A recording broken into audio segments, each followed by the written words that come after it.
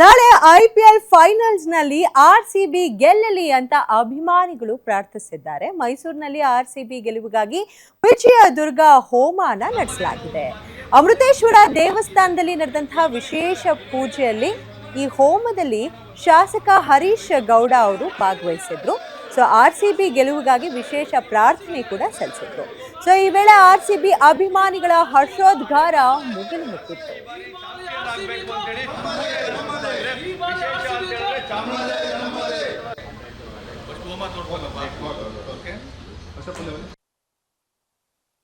ಕೋಟ್ಯಾಂತರ ಅಭಿಮಾನಿಗಳು ಇದಕ್ಕಾಗಿ ಪ್ರಾರ್ಥನೆಯನ್ನ ಮಾಡ್ತಾ ಇದ್ದಾರೆ. ಸಾಂಸ್ಕೃತಿಕ ನಗರಿ ಮೈಸೂರಿನಲ್ಲೂ ಸಹ ಅಭಿಮಾನಿಗಳು ವಿಶೇಷವಾಗಿ ಪೂಜೆಯನ್ನ ಮಾಡಿ RCB ಈ ಬಾರಿ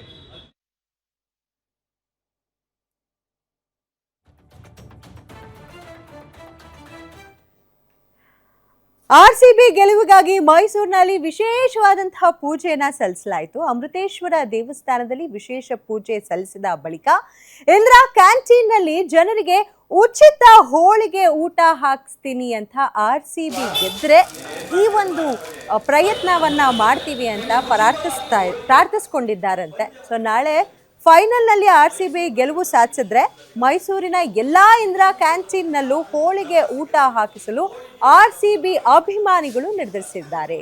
ಸೊ ಈ ಬಗ್ಗೆ ನಮ್ಮ ಪ್ರತಿನಿಧಿ ಸುರೇಶ್ ನಡೆಸಿರುವಂತಹ ವಾಕ್ ಥ್ರೂ ಇಲ್ಲಿದೆ. ನಾಳೆ ಪಂಜಾಬ್ ವಿರುದ್ಧ RCBಯ ರೋಚಕ ಪಂದ್ಯಕ್ಕೆ ಕ್ಷಣಗಣನೆ ಆರಂಭ ಆಗಿದೆ.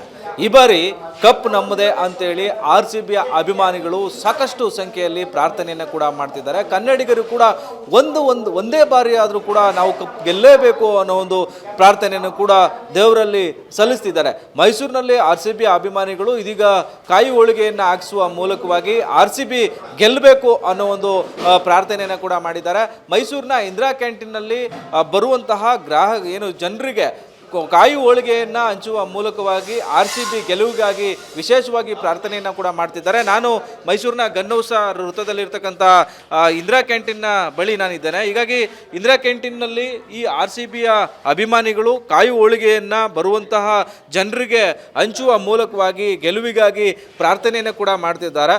ಮೈಸೂರಿನ ಈ ಇಂದಿರಾ ಕ್ಯಾಂಟೀನ್ನಲ್ಲಿ ನೋಡ್ತಾ ಇರುವಂಥ ದೃಶ್ಯ ಏನಿದೆ, ಒಂದು ವೇಳೆ RCB ಗೆಲ್ಲೇಬೇಕು, RCB ಗೆದ್ದಂಥ ಸಂದರ್ಭದಲ್ಲಿ ಮೈಸೂರಿನಲ್ಲಿ ಇರ್ತಕ್ಕಂಥ 11 ಇಂದಿರಾ ಕ್ಯಾಂಟೀನ್ಗೂ ಕೂಡ ಬರುವಂಥ ಜನರಿಗೆ ಹೋಳಿಗೆಯನ್ನು ಹಂಚ್ತೇವೆ ಅನ್ನೋದು ಇಲ್ಲಿನ ಜನರ ಉದ್ದೇಶ ಆಗಿದೆ, ಇಲ್ಲಿನ ಗ್ರಾಹಕರ ಉದ್ದೇಶವಾಗಿದೆ. ಹೀಗಾಗಿ RCB ಗೆಲುವಿಗಾಗಿ ಒಂದು ಕಡೆ ಪ್ರಾರ್ಥನೆ ಪೂಜೆ ನಡೀತಾ ಇದ್ರೆ, ಮತ್ತೊಂದು ಕಡೆ ಇಲ್ಲಿ RCB ಅಭಿಮಾನಿಗಳು ಜನರಿಗೆ ಸಿಹಿ ಹಂಚುವ ಮೂಲಕವಾಗಿ ಗೆಲುವಿಗಿಂತ ಮುಂಚೆ ಸಂಭ್ರಮಕ್ಕೆ ಮುಂದಾಗಿದ್ದಾರೆ. ನನ್ನೊಟ್ಟಿಗೆ ಇಲ್ಲಿನ ಹೋಳಿಗೆಯನ್ನು ವಿತರಣೆಯನ್ನು ಮಾಡ್ತಾ ಇರುವಂಥ ಕೇರ್ ಬ್ಯಾಂಕ್ನ ಅಧ್ಯಕ್ಷರಾಗಿರ್ತಕ್ಕಂಥ ಬಸಪ್ಪ ಇದ್ದಾರೆ, ಅವ್ರನ್ನ ಮಾತಾಡ್ಸೋಣ. ಸರ್, ಈಗ ಇದ್ರ ವಿಶೇಷ ಏನು ಅಂತ? ಸರ್, ಏನಿಲ್ಲ, RCB ಅವರು ಮೊನ್ನೆ ಫೈನಲ್ಗೆ ಯಾವಾಗ ಬಂದರು ನಮ್ಮ ಸ್ನೇಹಿತರೆಲ್ಲ ಕುಂತ್ಕೊಂಡು ಮಾತಾಡ್ದು.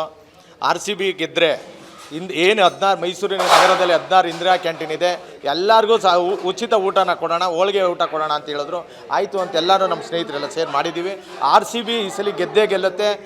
18 ವರ್ಷಗಳ ನಿರಂತರದಲ್ಲಿ ಅವ್ರದ್ದು ಕೊಹ್ಲಿ ಅವ್ರದ್ದು ಕ್ರಮ ಸಂಖ್ಯೆ 18, ಟೋಟಲ್ 8 1 9 ಕ್ರಮ ಸಂಖ್ಯೆ 9 ಬಂದರೆ ಯಾವತ್ತಿದ್ರು ಅವ್ರು ನಾಳೆ ಮ್ಯಾಚ್ ಗೆದ್ದೇ ಗೆಲ್ತಾರೆ ಕೊಹ್ಲಿ ಅವರು ಅಂತ ಹೇಳಿ ಚಾಮುಂಡೇಶ್ವರಿ ಪೂಜೆ ಮಾಡಿ ಮತ್ತು ಅವರ ಆಶೀರ್ವಾದದಿಂದ ಗೆದ್ದೇ ಗೆಲ್ಲುತ್ತೆ ಅಂತ ನನ್ನ ಭಾವನೆ ಸರ್. ಸರ್, ಈಗ ಇವತ್ತಿನ ವಿಶೇಷ ಹೇಳೋದಾದರೆ ಸರ್, ಈಗ RCBಯ ಗೆಲುವಿಗಾಗಿ ಯಾವ ರೀತಿ ಪ್ರಾರ್ಥನೆ ಆಗ್ತದೆ, ಒಂದು ಕಡೆ ಪೂಜೆ ಕೂಡ ಮಾಡಿ ಬಂದಿದ್ರಿ. 18 ವರ್ಷದ ಕನಸು RCBದು. ರಾಯಲ್ ಚಾಲೆಂಜರ್ ಬೆಂಗಳೂರು 18 ವರ್ಷದ ಕನಸು.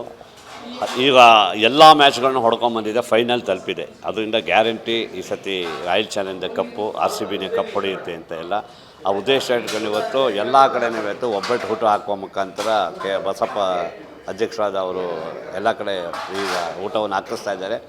ನಾವು ಇಡೀ ಕರ್ನಾಟಕದ ಎಲ್ಲ ಕ್ರೀಡಾಭಿಮಾನಿಗಳು ಈ ಸತಿ RCB ಗೆಲ್ಲುತ್ತೆ ಅಂತೆಲ್ಲ ಹೋಪ್ ಇಟ್ಕೊಂಡಿದ್ವಿ. ಡೆಫಿನೆಟಾಗಿ ಈ ಸತಿ ಕಪ್ಪು ನಮ್ಮದೇ ಗೆದ್ದೇ ಗೆಲ್ಲುತ್ತೆ. ನೀವೇನು ಹೇಳ್ತೀರಿ ಸರ್? RCB ಸಾಕಷ್ಟು ನಿರೀಕ್ಷೆ ಇದೆ, ಈ ಬಾರಿ ಕಪ್ ಗೆಲ್ಲೇಬೇಕು ಅಂತೇಳಿ. ಯಾವ ರೀತಿ ಸಂಭ್ರಮಾಚರಣೆ ಮಾಡ್ತಿದ್ದೀರಾ ಅದಕ್ಕೂ ಮುಂಚೆ? ಈ ಸಲ ನಮ್ಮ ಇಂದಿರಾ ಕ್ಯಾಂಟೀನಿಂದ ಸಾಮಾನ್ಯವಾಗಿ ಊಟ ತಿಂಡಿಯೆಲ್ಲ ಏನು ತೊಗೊಳ್ತಾರೆ, ಜೊತೆಗೆ ಸಿಹಿಯಾಗಿ ಕಾಯಿ ಒಬ್ಬಟ್ಟು ಅಂದರೆ ತೆಂಗಿನ ಹೋಳಿಗೆಯನ್ನು ನೀಡಬೇಕು ಅಂತ ತೀರ್ಮಾನಿಸಿದ್ದೀವಿ. ಗೆದ್ದ ನಂತರ ಎಲ್ಲ ಮೈಸೂರಿನ ಎಲ್ಲ ಇಂದಿರಾ ಕ್ಯಾಂಟೀನಲ್ಲೂ ಹಂಚಬೇಕು ಅಂತ ವ್ಯವಸ್ಥೆಯನ್ನು ಮಾಡಬೇಕು ಅಂತ ಅಂದ್ಕೊಂಡಿದ್ದೀವಿ.